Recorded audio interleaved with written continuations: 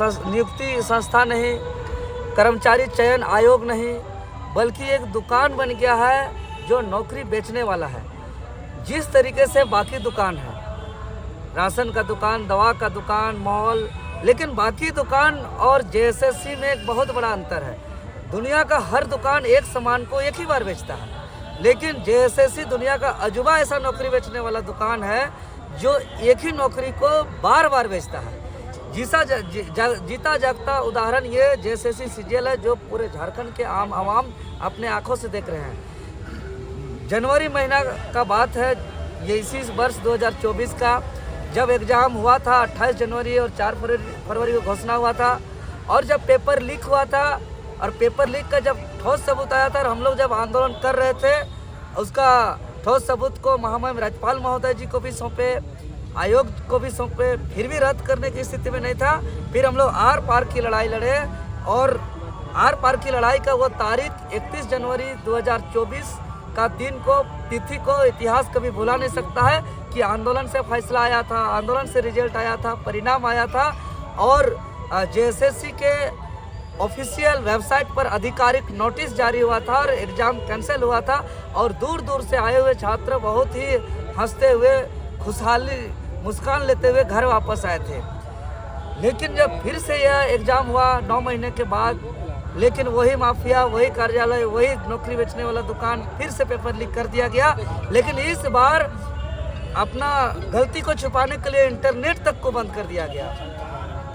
फिर भी क्योंकि छात्र बहुत मुश्किल से जब पेपर लीक का सबूत को जुटाए और आंदोलन किए, 2 बार आंदोलन हुआ, लेकिन यहाँ के आयोग के चेयरमैन, सचिव, एग्जामिनेशन कंट्रोलर, जो राज्य के झारखंड विरोधी हैं, ऐसे समाज, ऐसे मानसिकता के लोग जो बैठे हुए हैं, ये दोनों बार का आंदोलन को लोग दबाने का, डाइवर्ट करने का प्रयास किया। और हम एकदम स्पष्ट रूप से हम बताना चाह रहे हैं, जो सुधीर गुप्ता जी हैं, उससे बिल्कुल विश्वास नहीं है। उनको आयोग से सबसे पहले निलंबित कर देना चाहिए, क्योंकि सुधीर गुप्ता जी आयोग के सचिव रहते हुए जेपीएससी का मॉक टेस्ट एक प्राइवेट इंस्टीट्यूट में ले चुका है, और जब इस बात को पूरे दुनिया में पता चलता है तो उस इंस्टीट्यूट का यूट्यूब चैनल से उसका वीडियो को भी डिलीट किया गया है। तो जब जेपीएससी का मॉक टेस्ट में आप जा सकते हैं और उस इंस्टीट्यूट में जेएसएससी की भी पढ़ाई होता है, तो उससे भरोसा नहीं है कि वो फेयर एग्जाम हो सकता है, पहला चीज़। दूसरा, जो एग्जामिनेशन कंट्रोलर है अरविंद कुमार लाल जी, उनका अपना घर परिवार का, अपना खून का आदमी का हजारीबाग में उसका इंस्टीट्यूट चलता है, उसमें जेएसएससी का, जेपीएससी का ऑलरेडी पढ़ाई होता है, जिसका घर में जेएसएससी का तैयारी कराया जाता है, और वो जेएसएससी का चेयरमैन बने हुए हैं। और ऐसे संलिप्त आदमी को बिल्कुल आयोग के अंदर नहीं रखना चाहिए। सबसे पहले तो इन लोगों को निकाला जाए, सीबीआई का जांच भी चल रहा है। हाँ, जबकि और दूसरी बात, उन पर एक सीएनटी 1 जमीन को गलत तरीके बेचने के आरोप से लोहरदगा में इसके ऊपर एफआईआर दर्ज है, और इसके ऊपर सीबीआई जांच भी बैठा हुआ है। तो ऐसे भ्रष्टाचार से आरोपित व्यक्ति को आयोग में बैठा करके, यहाँ इससे पहले तो जमीन को इन लोग बेचने का काम किया है, सीएनटी 1 का उल्लंघन करते हुए भू माफिया का काम किया है, अब यहाँ का नौकरी को बेचने का काम कर रहा है, और यहाँ अब वो शिक्षा माफिया बन गया है, यहाँ के चेयरमैन, ये एग्जामिनेशन कंट्रोलर बन के, और हमारे प्रतिनिधि मंडल को धमकी देता है, मारने पीटने का धमकी दे रहा है, केस करने का धमकी दे रहा है, जेल करने का धमकी दे रहा है। अब हम लोग बहुत जल्द ऐसे चेयरमैन, ऐसे सेक्रेटरी, ऐसे एग्जामिनेशन कंट्रोलर के पास आमने सामने आएंगे और जवाब मांगेंगे। और हम इसीलिए राज्य के तमाम छात्रों से हम निवेदन करेंगे कि जो ठोस सबूत है वो कल तक दे दीजिए। अगर चाहते हैं राज्य का भला, अगर चाहते हैं जो यहाँ के छात्र दर्द से, पीड़ित से, दुख से जो गुजर रहे हैं, उसका चेहरा में मुस्कान है, उसका भविष्य सुरक्षित हो, तो कृपया करके हाथ जोड़ते हैं, जिस मोबाइल से फोटो खींचा हुआ है वो मोबाइल उपलब्ध करा दीजिए। हम गारंटी देते हैं, हम वादा करते हैं, जिस तर्ज पे न चाहते हुए भी आयोग के कोई भी अधिकारी पदाधिकारी नहीं चाहता था, उसके बावजूद 31 जनवरी 2024 को यही सीजीएल एग्जाम को रद्द कराए थे। और पूर्व डीजीपी थे जी, वो तो नीरज सिन्हा जी, जो वो नहीं चाहते थे एग्जाम होना, उसको मजबूर कर दिया और कार्यालय छोड़ के भागना पड़ा।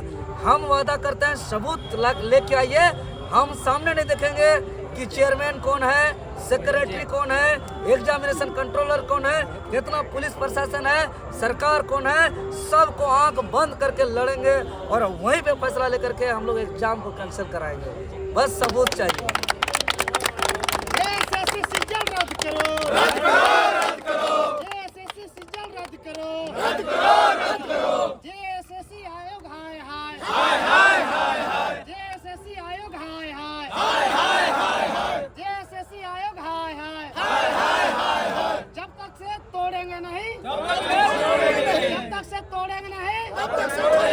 जब तक से रद्द करवाएंगे नहीं, तब तक से छोड़ेंगे नहीं। और अगर ये लोग को लगता है, छात्र एकता जिंदाबाद। अगर आयोग को लगता है कि हम गुमराह कर देंगे तो आयोग का भूल है। काहे कि हम लोग निकलेंगे तो कमर में कफन को बांध के, सर को घर में रख के मरो करो या मरो के तर्ज पे लड़ने निकलेंगे। और हम आयोग से कहते हैं कि आयोग उतना ही दूध का धवल है, तो अपने तरीके से सिर्फ एक काम करते, तीसरा पेपर में जिसका भी 120-25 से ज़्यादा है, उसका कहाँ मूवमेंट हुआ है एग्जाम से एक दिन पहले, उसका मोबाइल नंबर को ट्रेस किया जाए, दूध का दूध और पानी का पानी हो जाए।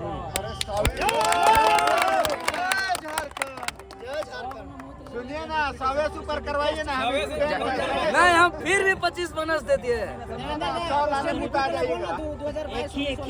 जैसे हाँ, वो तो रिपीट हुआ है, वो तो रिपीट बता दी। इसलिए हम इस बात बोल रहे हैं कि ये हमारे प्रतिनिधि मंडल संज्ञान में दे चुके हैं और ये लोग ये रिपीट तो हुआ ही है, रिपीट तो किया ही है। साथ ही साथ ये पेपर थर्ड ही क्लियर कर देगा जिसका 100, 110, 20 से ज़्यादा मार्क्स आया है, उसका मोबाइल को ट्रेस किया जाए कहाँ मूवमेंट किया है, इसी से पकड़ा जाएगा पेपर लीक का मामला। बहुत बड़ा जांच का भी जरूरत नहीं है, बहुत बड़ा फॉरेंसिक टीम का भी जरूरत नहीं है, छोटा सा जांच है। एगो थानेदार का भी बस की बात है कि वो भी इस जांच को कर सकता है, किसी का मोबाइल को ट्रेस कर सकता है कि किसका कहाँ का मूवमेंट है। ये बहुत बड़ी जांच की भी जरूरत नहीं कि इसको गृह विभाग से आदेश की जरूरत है, कि उसको सरकार का आदेश की जरूरत है। ये मामूली सा कोई थानेदार भी किसी का मोबाइल नंबर को ट्रेस में डाल सकता है। ये बहुत बड़ी जांच की जरूरत नहीं है, छोटा सा जांच करके दिखा दे, यहीं पे ठोस सबूत आ जाएगा पेपर लीक का।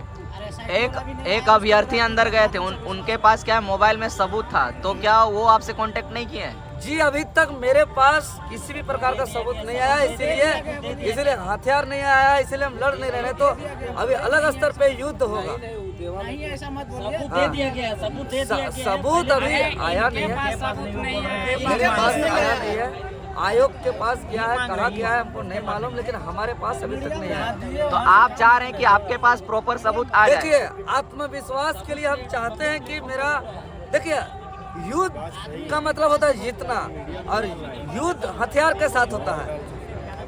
हम चूंकि एक बहुत ईमानदारी से लड़ाई लड़ते हैं स्टूडेंट का।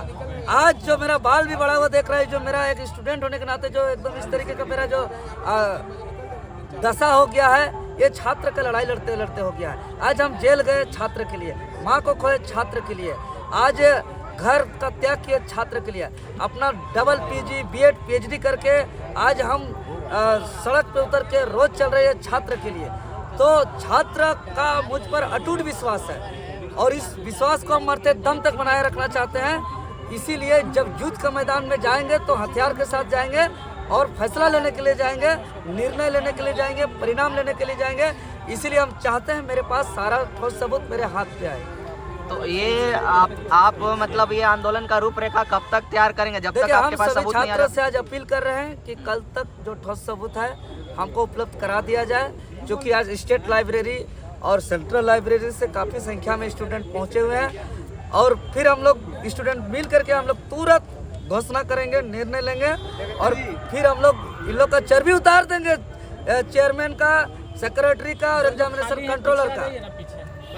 काहे कि ये चेहरा जेएसएससी का एक स्टाफ जानता है, ये चेहरा कितना खतरनाक है, वहाँ झाड़ू लगाने वाला से लेकर पानी बांटने वाला से लेकर के secretary, chairman, examination controller, member, हर कोई इस चेहरा को भली भांति जानता है कि इसको लाठी डंडा, केस, FIR, मुकदमा से इसको डर नहीं लगता है, इसको मरने से भी डर नहीं लगता है, इसको छात्र हित के लिए हंसते हंसते जान देने जानता है, माटी में मिलने जानता है। ये JSSC के अंदर हर एक स्टाफ इस चेहरा को पहचानता है। इसीलिए हम ठोस सबूत आते ही नौकरी को बिकने नहीं देंगे।